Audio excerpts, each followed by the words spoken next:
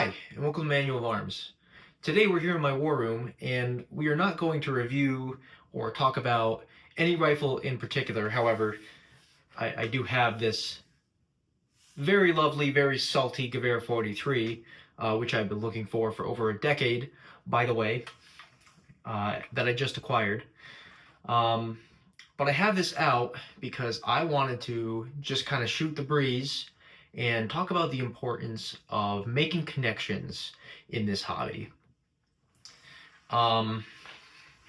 We live in a technological world, right? We have auction sites and trading boards and whatever at our fingertips.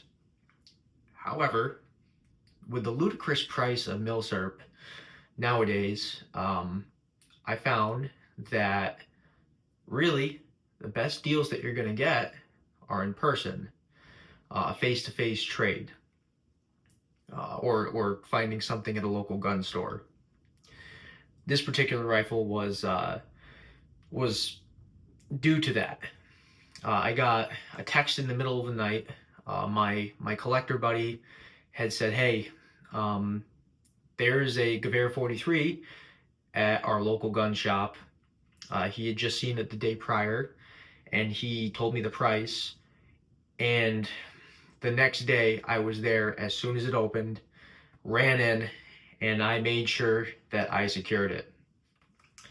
That said, right, I had mentioned I've been looking for one of these for 10 years, and there's no way I was able to fork out the normal asking price for these if you go on Gunbroker. So I feel personally that my collecting experience, this hobby, has exponentially gotten easier once I started making connections. This isn't a very large community that we're in. I assume if you're watching this, you are part of that community. And it's not very large. It may seem that way if we're on Gunbroker and we're constantly being outbid on a rifle that we really want.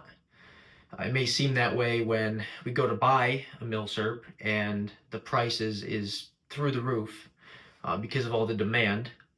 But in reality, I haven't met all that many people who truly enjoy and appreciate collecting as a hobby. So, how do we make those connections? Well, for me, it's just been word of mouth, right? Get out there and talk to people. Once you start talking to people, they might know somebody who collects. They may know somebody with a collection that they're liquidating.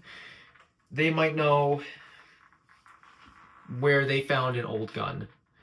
And you might be able to pick it up.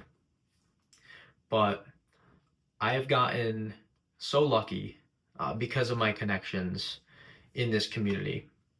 So,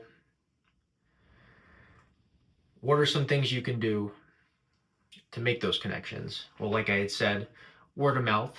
Get out there, local gun store, make some friends. Let them know that you're interested in military surplus. Be that guy. Be the guy they call if they get something odd in and they need an appraiser or just a little more information or a buyer. Be that guy. That's what I've tried to do. And while you're there, you might run into somebody who might also be into collecting this sort of thing. That'll open up doors. Antique centers. Make a business card. Give it out. Antique centers. Gun shops. Gun shows. That's another good avenue. I also advocate the use of gun boards. Gun boards is an internet forum, and I find that the expertise on there is second to none. And there's also really good connections to be made there.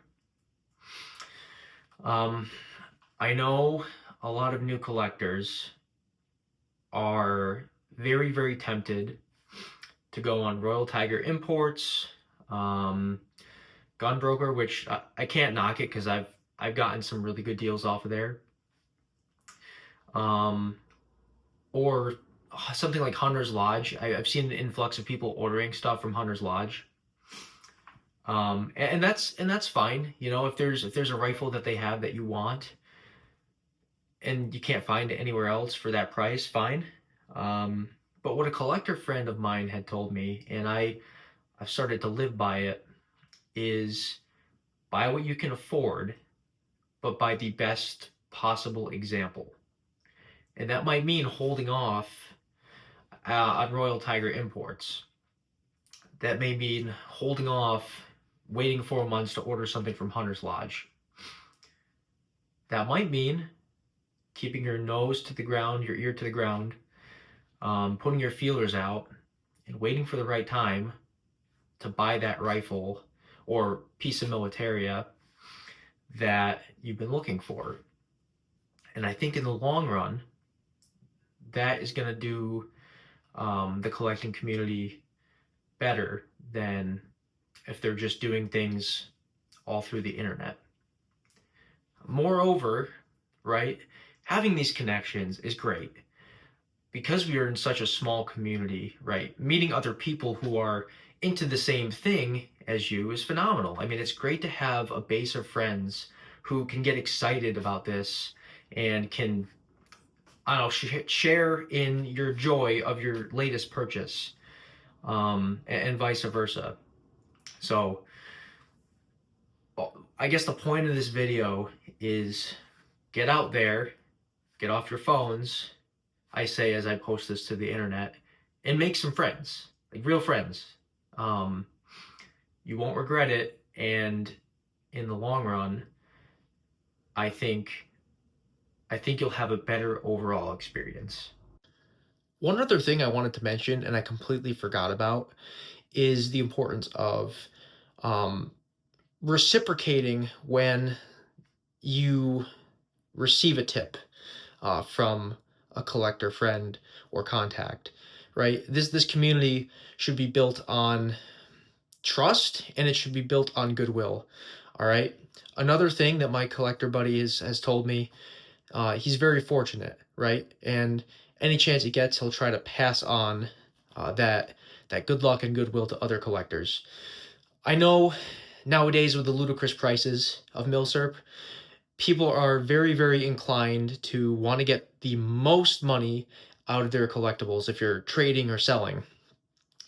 The way I see it, and the way I've tried to play it when I'm trading or selling, especially to a fellow collector, I'm not trying to get top dollar. I'm trying to help out somebody who I know is passionate about the hobby, and in the long run, it's going to benefit you. It'll make you sleep better at night, knowing that you helped enhance somebody's collection, and in doing so, potentially yours if you made a trade.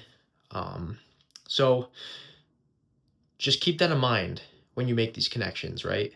Treat your new friends well. Hook them up, because they'll do the same for you in the future. So I think that's about it. That's the end of my ramble. So I hope you enjoyed listening. I hope you enjoyed looking at this sweet, sweet Gewehr 43. And have a wonderful rest of your day.